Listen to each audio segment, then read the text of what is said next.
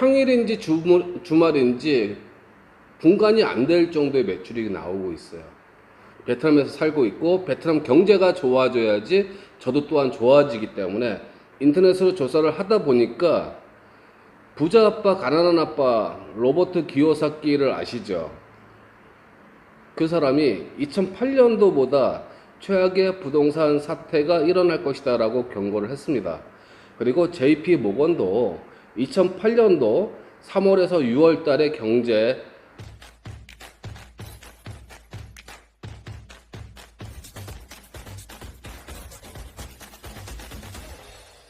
지금 베트남 경제가 얼마나 힘든지 이제 분석과 조사를 하기 시작을 했습니다.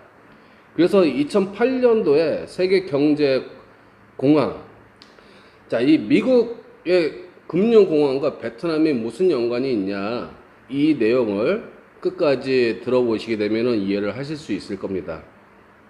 자, 미국이 2000년도에 초중반에 미국 대도시 주택 가격이 급등을 했어요.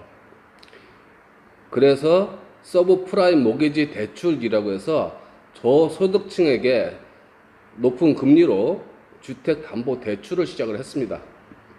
이렇게 대출이 많아지자 부동산 거품이 커지는 것을 방지하기 위해서 2006년도부터 연준은 금리를 올리자 대출금을 갚을 수 없는 사람들이 늘어났습니다. 미국에서만 200만 명이 집을 잃었고 주택담보대출 부실 문제가 시작이 됐고 은행과 모기지 대출 업체가 파산을 시작을 했습니다. 그리고 2008년도에 전 세계로 확산이 됐는데, 자, 2008년도 베트남 경제를 보게 되면은 6.23%예요. 경제 성장률이. 세계 경제 침체로 인해서 베트남도 수출 감소, 그리고 부동산 붕괴, 이때 주식이 70%나 하락을 했어요. 그리고 외국인 투자 금액이 감소를 했습니다. 그래서 베트남 중앙은행은 내수 경기를 활성화시키기 위해서 6차례나 금리 인하를 했는데 그 전에 이 금리가 14%까지 올라간 상태였어요. 그래서 6차례를 통해서 다시 정상화로 되돌려 놨고, 그 당시 때 인플레이션이 22.97%예요. 그리고 물가 상승률은 6.88%입니다. 2008년도에 베트남 경제가 얼마나 힘든지를 바로 아실 수가 있어요. 자, 현재 2023년도에 베트남 경제를 보게 되면은 베트남에서 시행하고 있는 것들이 2008년도와 거의 비슷해요. 세계 경제의 침체기예요. 특히 2008년도에 없는 우크라이나와 러시아의 전쟁을 지금 하고 있습니다. 그리고 베트남도 또한 주문 감소와 수출 감소로 이어지고 있어요. 자, OECD는 2023년도 베트남의 경제 성장률을 6.5%로 전망을 보고 있습니다. 그 속에는 인플레이션 상승이 높은 편이다라는 얘기까지 하고 있어요. 자, 호치민시와 빈증성에 위치한 5,200여 개의 베트남 기업의 설문조사한 내용이 있습니다. 올해 감원 계획을 가지고 있다 그래요. 그 이유가 주문 감소와 30% 해당되는 회사가 50% 매출 하락까지 예상을 하고 있다고 얘기를 합니다. 이 상황 속에서 베트남의 부동산 프로젝트가 중단을 하고 있어요. 현지 매체에 따르게 되면은 하노이에 400개, 호치민에 300개, 각 성과 시에 63개의 프로젝트가 중단이 되어 있고, 이 건설부 자료에 따르게 되면은 코로나 팬데믹 이후 부동산의 수요 감소, 부동산 규제, 부동산 기업의 과도한 부채, 시장 위기감이 극심한 영향을 미쳤다라고 얘기를 합니다. 340개 업체는 현재 집을 불능 상태예요. 베트남에서는 저소득층한테 대출을 안 해주고 있습니다. 여기서도 무담보 대출은 상당히 높은 편이에요. 그래서 주택담보, 부동산 담보를 통해서 대출을 많이 해줬는데 현재 3월 달에 시중은행의 금리를 보게 되면 정기예금은 8%에서 9%예요. 대출 금리가 10%에서 12%, 일부 은행은 13%에서 14%입니다. 부동산을 담보로 해서 대출을 상당히 많이 받은 걸로 알고 있습니다.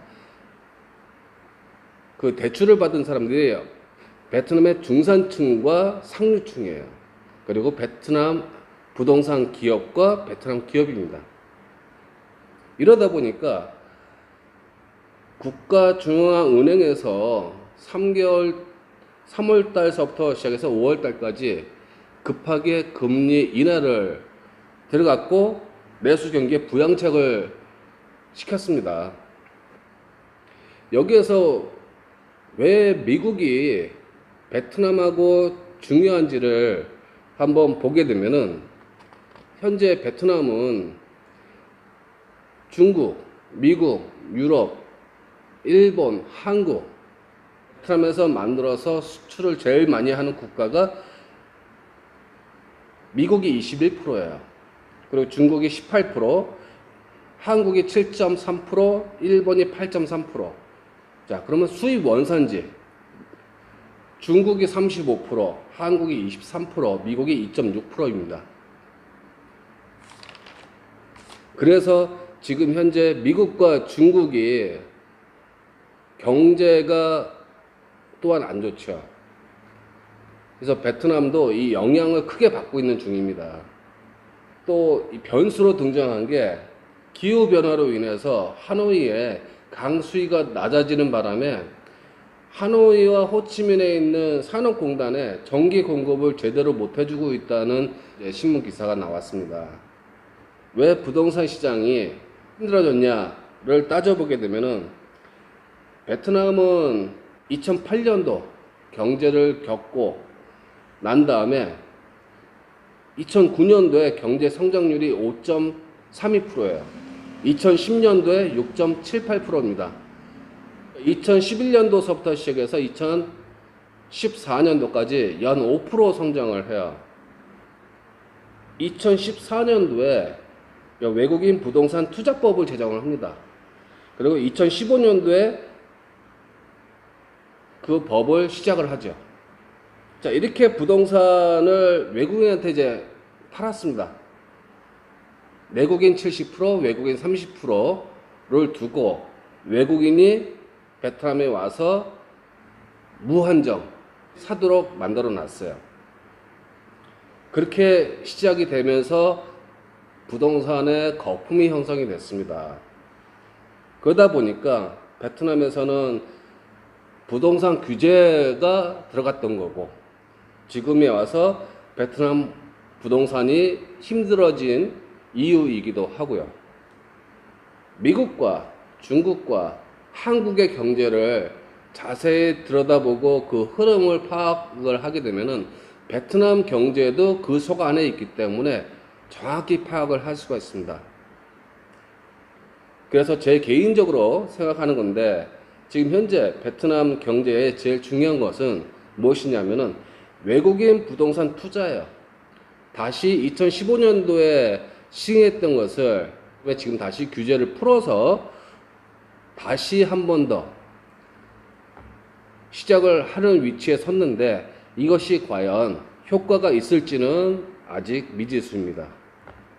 그리고 두 번째, 외국인 직접 투자가 중요합니다.